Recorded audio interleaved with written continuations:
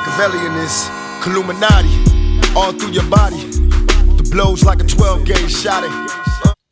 Hey guys, it's me, Gloria, your best friend till the end, and I'm back with another video today. Today we're going to talk about a serious topic, which is a cold case. It is the cold case of Vanessa Marie Malone, aka Honey Malone. Today we're going to talk about this case because I had a chance to speak with her mother, and I'll never know the pain of losing a child to a murder or any type of crime, but I do know the pain of losing a family member to a murder because I had to go through the same thing recently myself. And these type of people who are willing to kill people, especially kids, teenagers, and things like that, they do not need to be roaming free and mingling with society. They need to be locked up for the rest of their lives because taking someone's life is not your call. You are not judge, jury, and executioner. You are not the good Lord above. So it does not give you the right to figure out or choose if someone gets to live or die. That is not your call by any means. Yes, it is true that you have the right to defend yourself if someone is harming you. But if someone is turning away from you, running away from you, they are no threat to you. The reason I say this is because this is what Honey Malone was doing when she was murdered. She was at the Hampton Villa Apartments in Stone Mountain, Georgia. This case actually takes place on the 23rd of October 2012. Honey, after coming home from work, her mom said that she told her she was tired, she was going to go lay down. Shortly after that, she got a phone call from an unknown person. And then she said she was going to go hang out with her friends. So she went to the Hampton Villa Apartments, which is not even a mile from her home. They're actually in front of her house, so it did not take her any time to walk there and walk back. Now, there are several things that gets me about this case. Number one, police suspect that this was a drug deal gone bad, which I do not believe because, if this is a drug deal gone bad and you kill one person, you already got one body on you. You might as well take everybody else in the house out with that one body. So there'll be no witnesses. Why leave witnesses? Even the people that you are stealing these drugs from, even though they're not going to call the cops, you never know. They might retaliate in some other form. They might try to come and do something to you or your friends or your crew. Now, there was the three individuals that were aka victims in this case, which I do not believe they're victims in this case, and I'll tell you why in a minute. Now, Spoon, and no, when I'm mentioning these people, these are not these people's real names. They're their street names. They're not their government names. I do have them listed, but no, these are not these people's real names that I'm giving you. You're going to hear me say Spoon, Mercy, and Yak throughout this video several times because these were the three alleged victims. Now, Spoon is the main security to Mercy, whose apartment it was, but he was not there that particular night. Now, why would you not have your main security man in your place of business? And we all know that if you know anything about the streets, their place of business is the drug house, aka the trap. Okay, so we all know what was going on. There is no secret. They were running drugs out of that apartment. Now, why would you not have your main security person there that night? Now, it is believed that Mercy is the head man of all this. It is believed that he is deep, I'm talking deep, into the dope game. And so they believe that if anyone knows anything out of these three individuals, one of them who probably knows the most is Mercy, because like I said, he calls all the shots because he's the head man.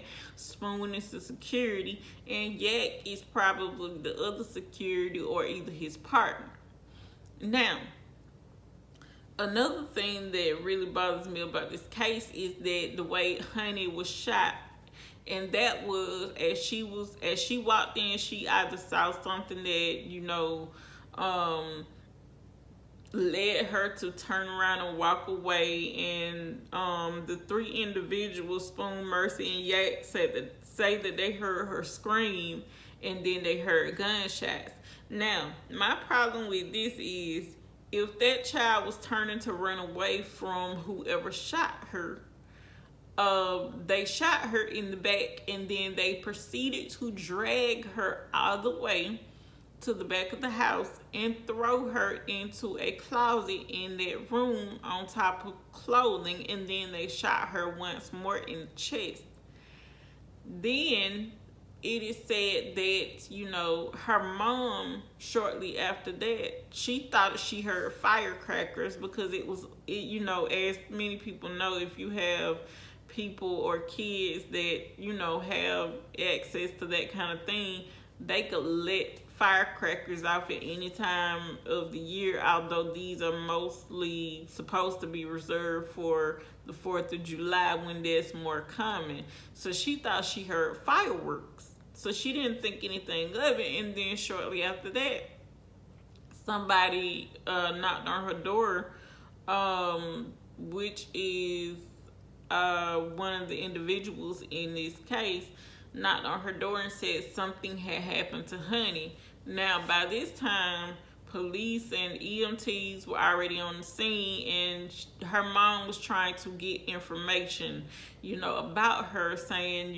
telling them that she had a tattoo on her hand that said blessed, and giving them other, identifying markers, but they wouldn't tell her anything. So maybe about an hour or so, maybe two, had passed before they gave any information about who had passed away or who the victim was. And as I know now, after speaking to this young lady's mother, they will not give her family any information. They will not keep them up to date, because the mom can't even get the autopsy report. Last I spoke with her, she was having trouble getting possession of her daughter's phone. And the police tracked her phone a half a mile away from the crime scene where it was left, and they tracked it until it went dead. Now, if you can't get into this child's phone, give it to her family. They might know a way to get into her phone. They might have a code that she used to get into her phone other than her thumbprint, because obviously if you didn't get it when you were at the scene, you can't get her thumbprint now, because sad to say, she's buried. So there's no way for you to access her fingerprint so that you can unlock her phone unless you have her code.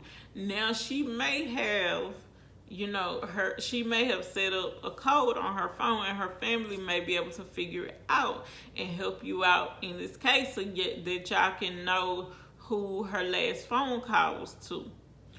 Now, something else that really drives me nuts about this case is the fact that Spoon, who was the main security, was not there. And like I said at the beginning, if you run in the trap house and you got all these drugs and guns and God knows what else going on in that house, why you not gonna have your security there? What kind of sense does that make? That has never made any sense to me.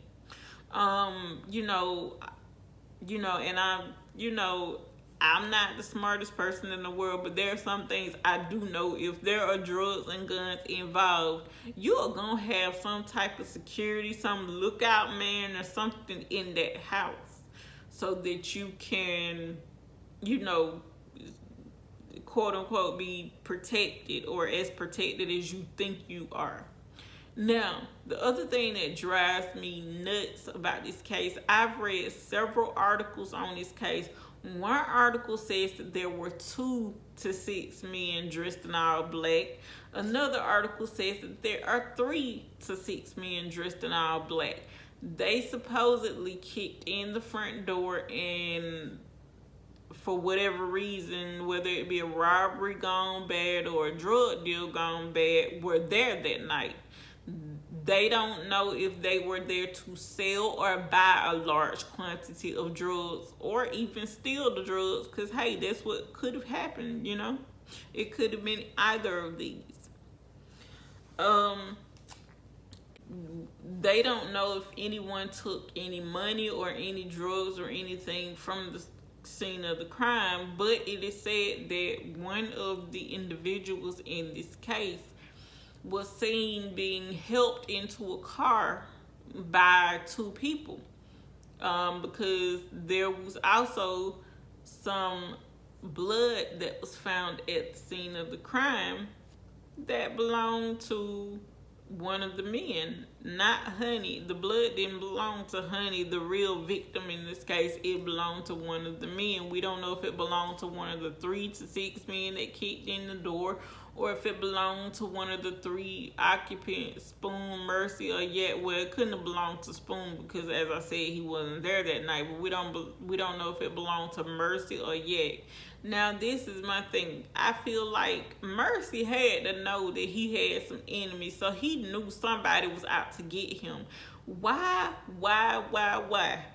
would you, if you know somebody's out to get you, why would you still be doing the same foolishness like selling drugs? I understand you gotta, if that's the way you make a living, I can't knock you for doing that. But why would you have, such a high profile and, things like that? Why would you do that if someone is after you? Why would you not have more protection? Which means, why would you not have your main security man there that night? Now, my thing is, there could have been other reasons for her being murdered too. I suspect, and I could be wrong, and if any of this information in this video is incorrect and it is found later, I will retract my statement that it was wrong.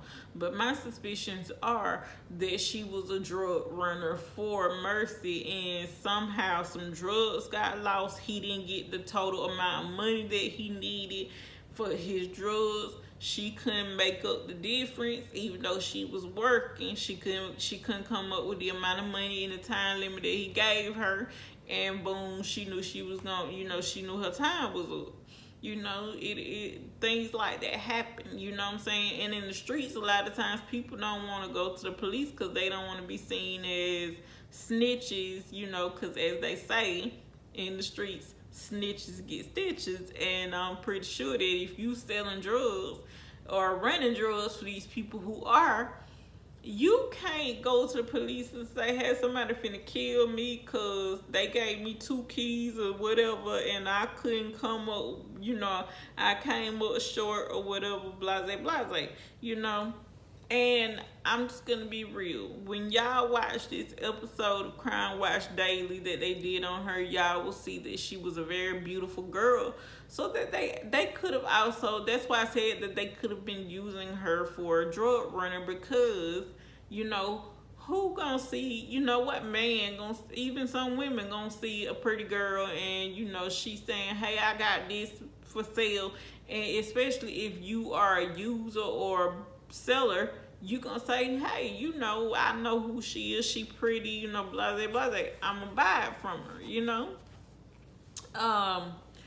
And 2, I just think that, there could have been a lot more than drugs going on in that house, like some human activities like human trafficking and God knows what else, and she possibly could have been one of the ones that they were using for that, and she probably was like, hey, I want out of this game. I'm done with this. I got a good job. It don't pay, what running drugs for you pay, but I just don't want no parts of this no more. So they lured her to her her death basically, and they took her out because they felt like, okay, she know a little too much, so we gotta kill her. And there will be a part 2 to this video, so stick around for that. But guys, remember to stay positive and be a light in someone's life, because you never know, you could be the reason that that person smiles today.